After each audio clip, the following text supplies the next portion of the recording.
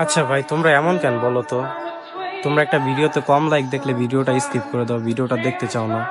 এমন তো না যে ভিডিওটা খারাপ হয়েছে কিংবা ভিডিওর কোয়ালিটি খারাপ হয়েছে। তোমরা হয়তো জানো না একটা ক্রিয়েটর কতটা আশা নিয়ে একটা ভিডিও আপ দেয়, আর ওই ভিডিওটাতেই যদি 6 থেকে 7টা লাইক আসে তো কেমন লাগে। হুম, তোমরা বুঝো না।